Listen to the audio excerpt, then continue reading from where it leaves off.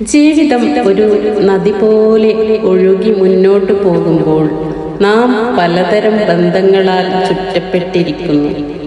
ചില ബന്ധങ്ങൾ ഇളം കാറ്റുപോലെ ഹൃദ്യമാണ്, മറ്റു ചിലത് കൊടുങ്കാറ്റ് പോലെ നമ്മെ ഉലയ്ക്കുന്നു.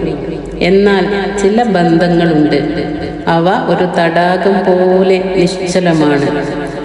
നമ്മുടെ സ്നേഹവും ശ്രദ്ധയും അതിലേക്ക് ഒഴുകിയെത്തും, പക്ഷേ തിരികെ ഒരു തരംഗം പോലും നമ്മെ സ്പർശിക്കില്ല.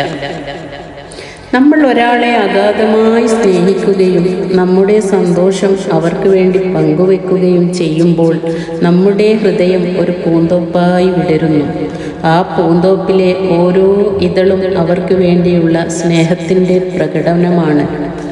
എന്നാൽ അതേ പൂന്തോപ്പിൽ ഒരു വാടി വീണ പൂവുണ്ടെങ്കിൽ, ഒരു മുള്ള് നമ്മെ വേദനിപ്പിക്കുന്നുണ്ടെങ്കിൽ അവർ അതിലേക്ക് തിരിഞ്ഞു നോക്കാൻ പോലും തയ്യാറാകുന്നില്ല. നമ്മുടെ വേദന അവർക്ക് അന്യമാകുന്നു, നമ്മുടെ കണ്ണുനീർ അവർ കാണുന്നില്ല. അതേസമയം ദൂരെ എവിടെയോ ഒരാളുണ്ടാകാം, അയാൾ നമ്മുടെ സന്തോഷത്തിൽ പങ്കുചേരുന്നില്ലായിരിക്കാം, എന്നാൽ നമ്മുടെ ദുഃഖത്തിൽ അയാൾ ഒരു നിഴൽ പോലെ നമ്മോടൊപ്പം ഉണ്ടാകും. നമ്മുടെ വീഴ്ചകളിൽ അയാൾ ഒരു കൈത്താങ്ങാകും, നമ്മുടെ തളർച്ചയിൽ അയാൾ ഒരു താങ്ങായി മാറും. അയാളുടെ സാമീപ്യം ഒരു വെളിച്ചം പോലെ നമ്മുടെ ഇരുണ്ട വഴികളെ പ്രകാശിപ്പിക്കും. ഇവിടെയാണ് സ്നേഹത്തിൻ്റെ ആഴം നമ്മൾ മനസ്സിലാക്കേണ്ടത്. സ്നേഹം എന്നത് കേവലം ഒരു വികാരമല്ല, അതൊരു ഉത്തരവാദിത്തമാണ്. നമ്മൾ ആരെ സ്നേഹിക്കുന്നുവോ അവരുടെ സന്തോഷത്തിൽ മാത്രമല്ല, ദുഃഖത്തിലും നമ്മൾ പങ്കാളികളാകണം. അവരുടെ പ്രതിസന്ധി ഘട്ടങ്ങളിൽ നമ്മൾ അവർക്കൊരു ശക്തിയായിരിക്കണം. നമ്മുടെ ജീവിതത്തിൽ ആരുടെ സാന്നിധ്യമാണ് നമുക്ക് കൂടുതൽ സുരക്ഷിതത്വം നൽകുന്നത് എന്ന് നാം ആഴത്തിൽ ചിന്തിക്കണം. ആരുടെ സ്നേഹമാണ് നിസ്വാർത്ഥമെന്നും ആരുടെ കരുതലാണ് യഥാർത്ഥമെന്നും തിരിച്ചറിയണം. ചിലപ്പോൾ നമ്മൾ അമിതമായി സ്നേഹിക്കുന്നവർ നമ്മെ നിസ്സാരമായി കാണുകയും നമ്മൾ അധികം ശ്രദ്ധിക്കാത്തവർ നമ്മെ അമൂല്യമായി കരുതുകയും ചെയ്യും. ഒരു തുലാസിൻ്റെ 2 തട്ടുകളായി ജീവിതത്തെ കാണുക.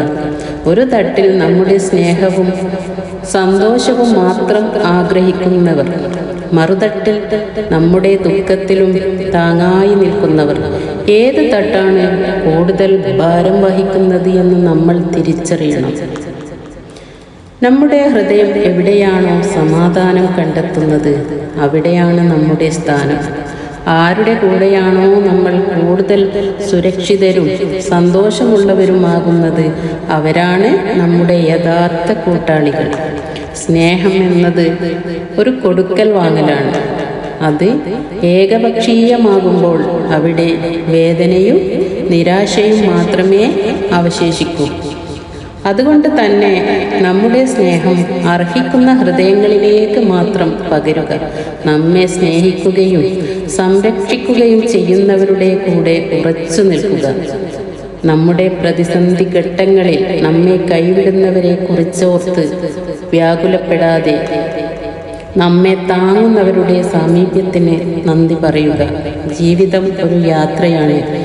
ഈ യാത്രയിൽ നമ്മോടൊപ്പം ആത്മാർത്ഥതയോടെ നടക്കുന്നവർ തന്നെയാണ് നമ്മുടെ യഥാർത്ഥ സമ്പാദ്യം.